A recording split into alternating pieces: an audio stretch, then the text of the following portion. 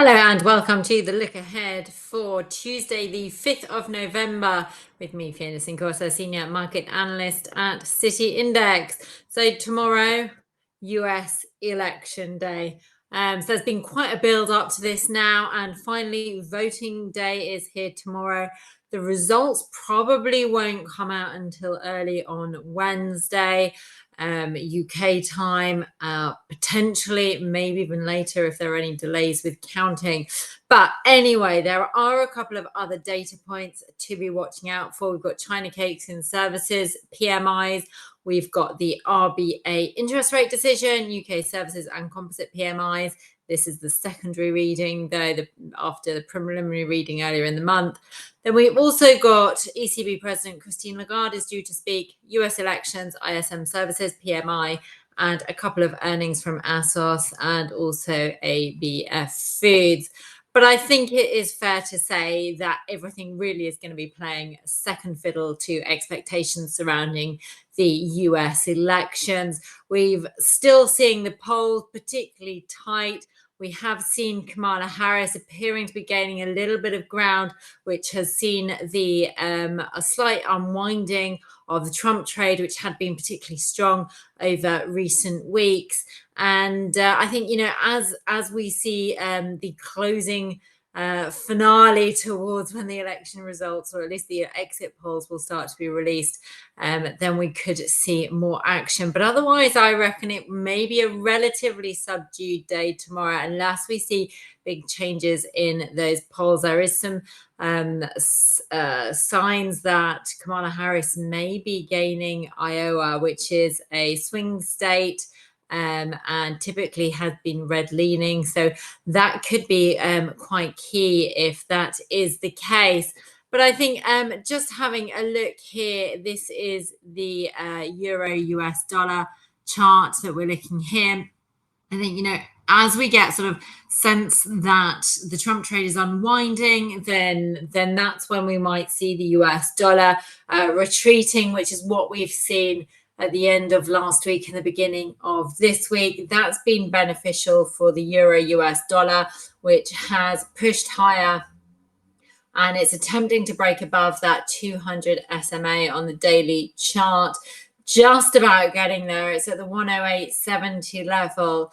That's the level that buyers are going to be looking to move above. And I think, if we do see a Kamala Harris victory, then that could be beneficial for Euro US dollar, at least in the short term, before attention switches back to central bank and growth divergence, in which case there could be a case that Euro US dollar strength isn't durable, and we might see it come off. But if we do see a Trump win, then that's going to be beneficial for the US dollar, given those inflationary policies that are expected, and we could see the Euro US dollar fall lower.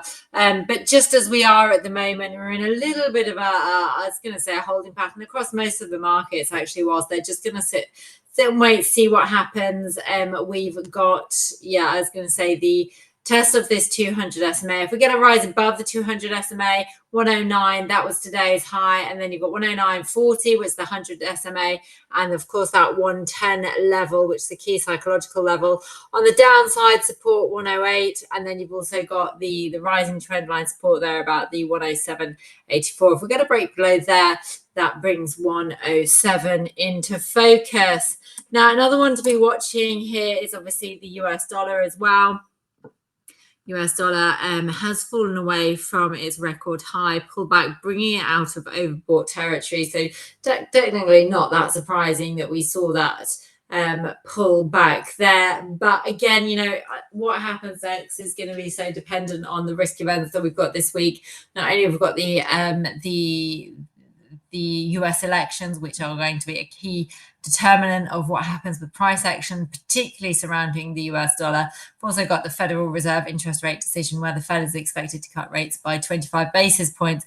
But as far as gold is concerned, I think it could be driven by the US dollar. Obviously, if we see a Trump win or expectations of a Trump win. The poly markets are still pointing to a Trump win, even if the odds have been reduced. Then that could be negative for gold, just at least in the short term, whilst we see that US dollar strength. However, we also do have this concept and this idea that there's going to be heightened geopolitical tensions, particularly with China, which could offer some support to the precious metal though.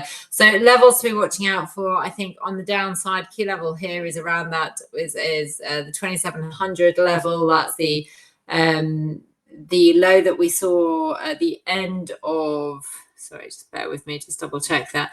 So last week we saw 27.24, that was last week's low. And then we've got this level here, which is around the 26.85, which is the high that we saw in September. If we get a break below 26.85, that's going to negate that near-term uptrend that we're just working on at the moment. If we get a break below this level here, which is 2600, that's going to create a lower low and change the structure of the market. So other areas to be looking out for is the actual stock market. We saw a fall back in stocks last week as we've seen this sort of, jitters surrounding the Trump trade, the elections. We've also saw that slightly disappointing mega cap, big tech earnings from some like Apple, Meta and Microsoft, although Amazon and Alphabet did impress. Now we can see, we've just seen that big full breakdown. We see that we had this consolidation pattern going on here, topped on the outside by 58.80 on the all-time high and around 57.75 on the downside. We've seen this really aggressive break below that 57.75 level, also breaking below that rising trend line support, just going back till August. But we found support there, support on the 50 SMA. So if we're looking at a Trump victory, we expect that could be potentially good news for stocks given the decreased regulation and lower corporation tax, which is expected. However, if it's Kamala Harris win, then we might find that stocks don't react so favourably because they are concerned over pledges for higher taxes from Kamala Harris. So although if we do get Kamala Harris win with a Republican Congress, then that will cause gridlock, which is what the market would actually quite like. So that would mean not too many policies get pushed through, which would be quite favourable. So we've seen this support found on the 50 SMA, just above the 5700. Prices are trying to push higher there. On the upside, it needs to get above the 57.75 to get back in that familiar range. On the downside, if we break below that 50 SMA at 57, then we'll be watching out for the 66.75 level. That was the lows that we saw in October. And that could exceed the sellers, extend the sell-off towards the 55 level. Now I mentioned we've got UK composite PMI and services PMI as well. As I said, these are secondary readings, so we don't really expect them to have a big impact on the market. If anything, dollar could be a big driver. If there are sort of any changes, last-minute changes in the polls. Otherwise, we may find that it's a fairly muted day. GBPUSD is still trading below that 130 level. That's the level that the market needs to push above in order to have any sense of a recovery towards the 131 level. Whilst we remain below 130, below the 100 SMA, and just on that rising trend line that goes back to May this year. But I mean, whilst it looks like it might be falling below that, have a look, there's a longer upper wick on that candle today. So it doesn't look so favourable. We might find that we'll be looking at, if we see any strength in the dollar, we could find this pair struggles towards the 128.40 level, which was last week's low, and also the 200 SMA at 128.15. And yeah, so we've also got the RBA decision. Obviously, by the time you read this, that might have already happened. But this is the chart we'll be looking at here. This is the Aussie dollar, US dollar. It's been falling sharply from that high that we saw of 69.50 just at the beginning of or end of September. Fallen down, series of lower lows and lower highs. Found some support at this level here around the 65.40 level, and we're just really just consolidating around that level. RBA is not expected to cut rates, expected to leave at 4.35%. Not expected to cut rates until around February next year, given the resilience of the Australian economy, although inflation has actually eased out into target range, but it needs to be consistently at that level, which we haven't seen yet. So that's why we're expected, the RBA is expected to keep rates unchanged, as I said, which is in contrast to other major central banks across the road, in contrast to the Federal Reserve, which is expected to cut rates later today. We've also got the standing meeting going on in China, where we may hear more about stimulus measures overnight.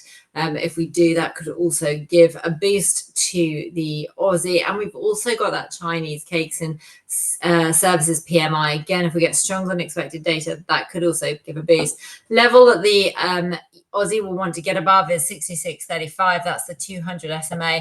Above that, you've got the 100 SMA there at 60, just 67.90, 67, sorry, 66.90, 67, around that level, in order to then to push higher towards the 68 level. On the downside, as I said, if we've got that 65.40 is the low, the October low that we've got in play. And if we get a break below there, we've got the 65 level, which is coming into play on the downside. So I hope that you've liked everything that you've seen. And if you've had, then please do give this video a like. And for more videos like this, please do subscribe.